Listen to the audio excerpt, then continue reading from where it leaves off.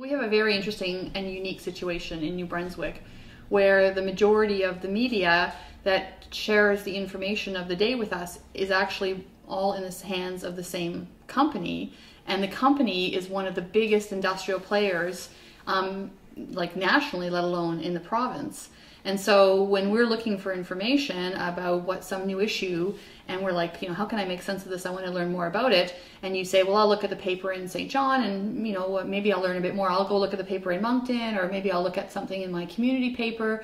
And they all have the same message because they're all owned by the same company. And the message is a message that's in favor of the company. It's very self-serving. It's in the interest of the various, 300 and some areas of business that the Irving family owns. And that's really problematic for a democracy. People want to learn information and they expect the press to be able to provide it to them. And then you find out that the information are really press releases for these major corporate players. So what impact does it have on we New Brunswickers? It means that we're in a situation of having very limited access to, investigative journalism on the issues that are important to us. The national media are not so interested in what's happening with the water and the air and the social issues and the labor issues in our province. And oftentimes, if the national media does want to cover it, they usually just contact the local journalists, and so then we continue to get the same story. So we are prevented from really getting the professional journalism doing investigative work about our province, aside from the CBC. And there's been so many cutbacks in the CBC that it makes it harder for them to really, keep up providing the information that we would want to have. So we're limited in information, and it's important information. It's information that needs research and needs to be explained. And instead, we basically get public relations, and we get spun a line that's in favor of the company. And if you see it everywhere and you hear it on the radio and in the community paper and in the provincial newspapers, you think, okay, well, everyone's saying this must be, what the best minds think. And then it's really all coming out of the same factory, and it's the factory that's trying to cover up the pollution or the environmental degradation or the sweetheart tax deals. And you can't have a democracy, you can't have an informed citizen, you can't understand what's happening in your province when that's where you're getting your information.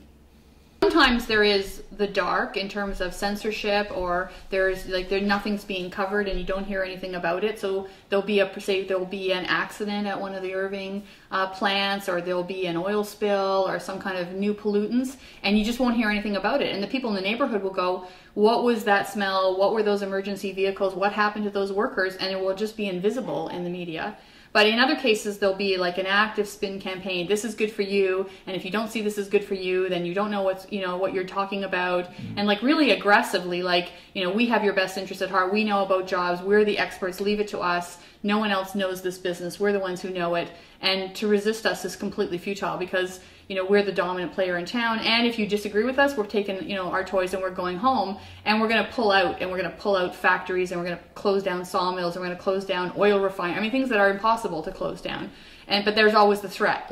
If you say anything, you question in any way, then all of a sudden it's like, we're taking our toys and going home and leaving the country bankrupt. So that's very what our press is telling us, basically. Yeah. Yeah. And the politicians will often echo that as well. And they're like, oh, well, these are the experts. They know what they're doing. And you're like, there's a lot of experts. There's a good brain trust in New Brunswick. Talk to the private woodlot owners. They know a lot about what's happening with the forestry and how to manage it. There's a lot of entrepreneurs who would like to make it big, but there's this one dominant player in the province, and they get all the business. They get all the say. They're at the round tables. They're the ones making the decisions. So we're suppressing the growth of a really diverse, exciting, business class in our province. Yes, when you think about people in New Brunswick thinking, well, they really do know best, they're the ones who have the jobs, or you can't win against them, so you just have to be realistic. That's a term that they use and the government use and the public use. Well, you just have to be realistic. The Irvings own everything, so, there's no point fighting it. There's no point having investigations. You can't win against them. So there's certainly a defeatism on the part of the public, and even on the part of activists who are just like, oh, let's try something else, because it's just too hard to try to unseat them in their power, because power of the media is a very significant form of power. Mm. Right.